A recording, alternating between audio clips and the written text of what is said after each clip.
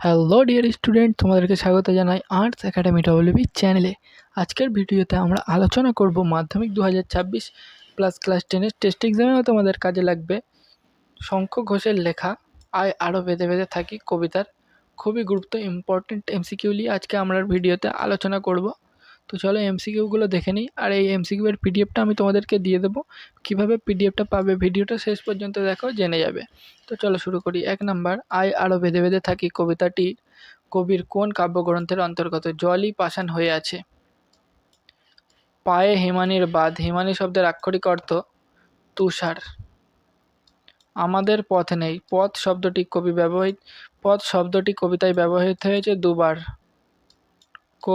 কবি হাতে হাত রাখতে চাইছেন কারণ প্রতিরোধ গড়ে তোলা সম্ভব হবে বলে।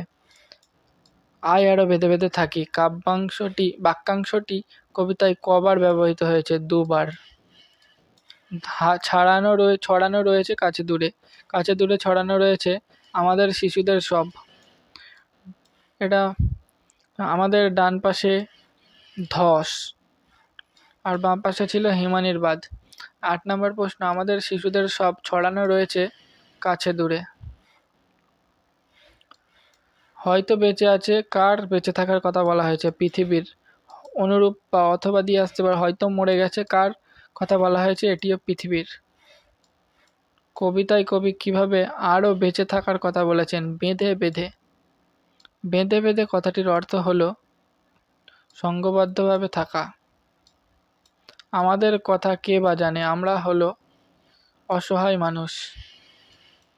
আমাদের চোখ মুখ ঢাকা উদ্ধৃতিটি জানা যায় যে পাঠ্য কবিতায় আয় আরও বেঁধে বেঁধে থাকি।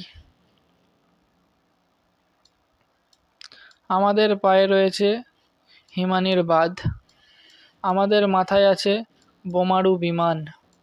যে কাব্যগ্রন্থটি শঙ্খ ঘোষের লেখা নয়, দিন ও রাত্রি।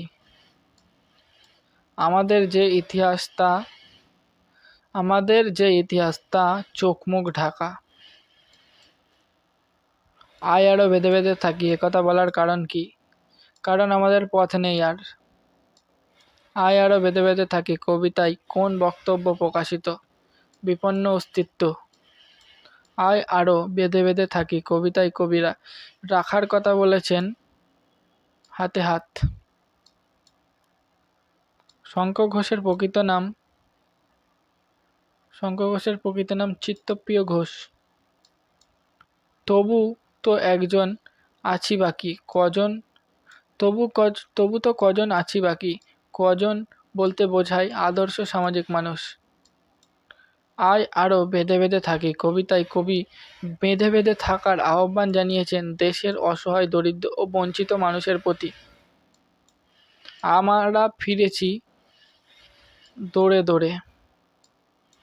এই প্রশ্নটা কিন্তু সবাই ভুল করে, দাঁড়ে দাঁড়ে করে দেয়। এটা হবে আমরা ফিরেছি দৌড়ে দৌড়ে। আমাদের কি নেই? আমাদের ইতিহাস নেই। পায়ে পায়ে হিমানির বাঁধ। এখানে বাঁধ কথাটি কোন অর্থে ব্যবহৃত?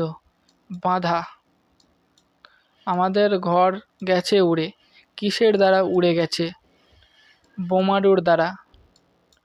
শঙ্খ ঘোষের লেখা প্রথম কাব্যগ্রন্থটি দিনগুলি রাতগুলি। তো ডিয়ার স্টুডেন্ট, এই পিডিএফটি পেতে হলে স্ক্রিনে আমার নাম্বার দিয়ে দিয়েছি, সেখানে তোমরা লেখো মাধ্যমিক 2026 আয় আরও বেঁধে বেঁধে থাকি কবিতার এমসিকিউ সাজেশান। তাহলে এই পিডিএফটি আমি তোমাদেরকে দিয়ে দেবো। আর চ্যানেলটি অবশ্যই সাবস্ক্রাইব করে বেল আইকন বাজিয়ে রাখো। এর মাধ্যমিক 2026 ক্লাস 11, 12, 9, 10 সব সাজেশান এই চ্যানেলে আসতে থাকবে।